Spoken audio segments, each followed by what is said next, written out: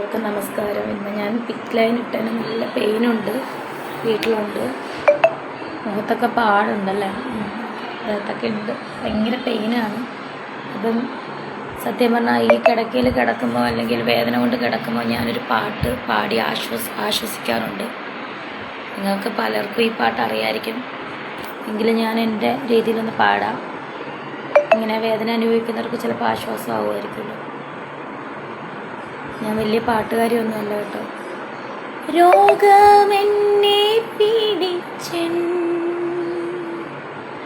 ദേഹം ക്ഷയിച്ചാലുമേ, രോഗമെന്നെ പീഡിച്ചൻ, ദേഹം ക്ഷയിച്ചാലുമേ, വേഗം വരുമെന്നാഥൻ, ദേഹം പുതുതാക്കിടാം. വേഗം വരുമെന്നാഥൻ, ദേഹം പുതുതാക്കിടാം. യേശുവിനടിസ്ഥാനം, ആശയവനിലത്രേ,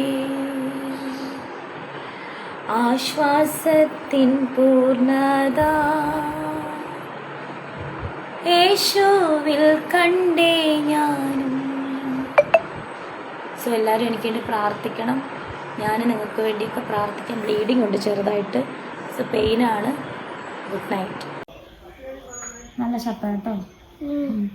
അപ്പം ഞാൻ പറയാൻ വന്നത്, നമ്മുടെ കുഞ്ഞുങ്ങൾക്ക് വേണ്ടിയിട്ട് നമ്മൾ ജീവിക്കാൻ, സന്തോഷത്തോടെ ജീവിക്കണം. ഞാൻ റിക്കവറായി വരുമെന്നാണ് എൻ്റെ വിശ്വാസം. അതുപോലെ എന്നെ സ്നേഹിക്കാനും പ്രാർത്ഥിക്കാനുമായിട്ട് ഒരുപാട് പേരുണ്ടെന്ന് അറിഞ്ഞത് എനിക്ക് ഒരുപാട് പേര് വിളിച്ച് ഞങ്ങളുണ്ടെന്ന് പറഞ്ഞത് എൻ്റെ ഹൃദയത്തെ സത്യം പറഞ്ഞാൽ തൊട്ടു. അതുപോലെ ഏറ്റവും വലിയ കാര്യം, എനിക്ക് തിരുമേനി, നമ്മുടെ അറിയാം, ഞാൻ കഴിഞ്ഞ എപ്പിസോഡിൽ പറഞ്ഞ തിരുമേനി വന്ന് പ്രാർത്ഥിച്ചു, ഇന്നും പ്രാർത്ഥിച്ചു. എനിക്ക് ഭയങ്കര സന്തോഷം. ഹായ്, നമസ്കാരം. രേണുസുതി ഒഫീഷ്യൽ യൂട്യൂബ് ചാനലിലേക്ക് അല്ലെങ്കിൽ എൻ്റെ വീഡിയോയിലേക്ക് നിങ്ങൾക്ക് സ്വാഗതം. അപ്പം സബ്സ്ക്രൈബ് ചെയ്യാത്തവരൊക്കെ സബ്സ്ക്രൈബ് ചെയ്യണമെന്ന് സബ്സ്ക്രൈബ് ചെയ്തെന്ന് വിശ്വസിക്കുന്നു. നിങ്ങൾ ഓർക്കും നല്ല ചേഞ്ച് ഉണ്ടല്ലോ, എൻ്റെ മുടിയൊക്കെ വെട്ടി ഒരുമാതിരി ഇരിക്കുന്നതെന്ന് ഓർക്കല്ലേ, ഇതിനെ കളിയാക്കരുത്.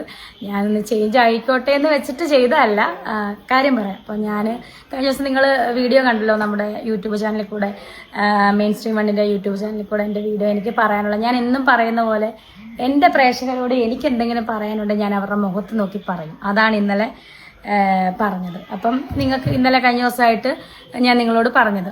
അപ്പം എന്താ പറയുക, ഞാൻ 3 ദിവസമായിട്ട് ഞാൻ ഹോസ്പിറ്റലിൽ പോയി. 3 ദിവസമായിട്ട് ഇപ്പം ഹോസ്പിറ്റലിൽ വീട് ഇത് തന്നെയാണ്. അപ്പം എന്താ അതിനെപ്പറ്റി പറയാൻ വന്നത്, വേറൊന്നുമല്ല. ഹോസ്പിറ്റലിൽ ചെന്നപ്പോൾ ആദ്യത്തെ ദിവസം ചെന്നപ്പോൾ സാർ ഇങ്ങനെ കാര്യങ്ങളൊക്കെ പറഞ്ഞു. ഇനിയിപ്പം അടുത്ത ദിവസം ഇനി നമ്മൾ ചെയ്യുന്ന കീമോ തുടങ്ങുന്നതിന് മുന്നേ നമ്മുടെ ഹാർട്ട് അതുപോലെ കാർഡിയോളജിയിലും അതുപോലെ ലങ്സിന്റെ ഡോക്ടറിനെ നമ്മൾ അത് ഫിറ്റ്നസ് സർട്ടിഫിക്കറ്റ് വാങ്ങണം. നിങ്ങൾക്ക് എല്ലാവർക്കും അറിയാലോ, കീമോ അത്ര കട്ടി കൂടിയ മെഡിസിനാണ്. അപ്പം അതുകൊണ്ട് ആ കീമോ ചെയ്യുന്നത് കൊണ്ട് നമ്മുടെ ശരീരത്തിന് അല്ലെങ്കിൽ ഹാർട്ടിനോ ലങ്സിനോ ഒന്നും കുഴപ്പമില്ലെന്നുള്ള സർട്ടിഫിക്കറ്റ് മേടിക്കണമെന്ന് പറഞ്ഞു. അതായത് ഈ ക്യാൻസർ രോഗികളുടെ ആൾക്കാർക്കും അറിയാം, ക്യാൻസർ രോഗികൾക്കൊക്കെ അറിയാം, അങ്ങനെ ഒരു സർട്ടിഫിക്കറ്റ് ഉണ്ടെങ്കിലൊക്കെയാണ് കീമോ ചെയ്യത്തുള്ളൂ. അപ്പം ഇന്നലെ മിനിഞ്ഞാന്നൊക്കെ ആയിട്ട് ഞാൻ ഡോക്ടറിനെ കണ്ടു. അതിന് ടെസ്റ്റ് എക്കോ ഉണ്ടായിരുന്നു, അതുപോലെ ECG ഒക്കെ എടുത്തു. അപ്പം സർട്ടിഫിക്കറ്റ് ഇത് ഓക്കെ ആണെന്നുള്ളത് കിട്ടി. അതുപോലെ ലങ്സിൻ്റെ ഡോക്ടറെ കണ്ടു, കിട്ടി. ഇനിയിപ്പോൾ നമ്മൾ അടുത്ത ദിവസങ്ങളിൽ പോയിട്ട് കീമോ പോട്ടൊക്കെ ഇടണം.